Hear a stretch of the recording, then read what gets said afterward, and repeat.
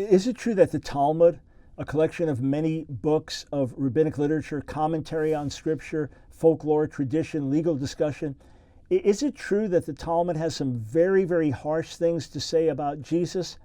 Probably so, but there is some debate about it.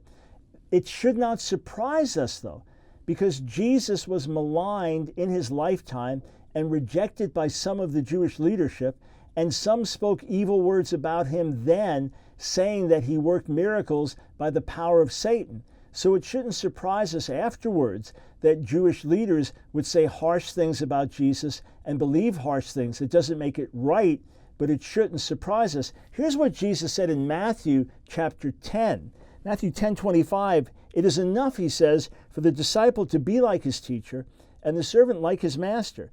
If they have called the master of the house," speaking of him, "Beelzebub," like Satan himself, how much more will they malign those of his household? So, first we know that Jesus was maligned and his name was spoken against while he was alive. It's no surprise that there are Jewish leaders who rejected him who continued to speak evil about him. Number two, over the course of centuries, as the Jewish people continued to resist the message of Jesus as a nation, and as Christianity became the dominant religion, then the church began to persecute the Jews. Earlier, the Jews were persecuting the Christians. Now the Christians were persecuting the Jews, and this increased Jewish animosity towards Jesus and Christians. Now, the debate is, does the Talmud speak about the same Jesus, or is there another Jesus, because it was a very common name?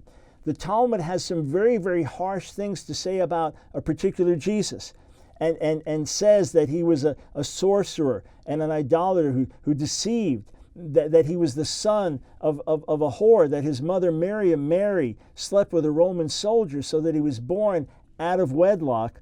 And if it's the same Jesus that's being spoken of, it says that he's burning in excrement in hell. Yes, that's actually in the Talmud, if it's speaking about the same Jesus in these various passages. Some scholars say it is. Some scholars say it's not. There are rabbis that say we really don't know either way.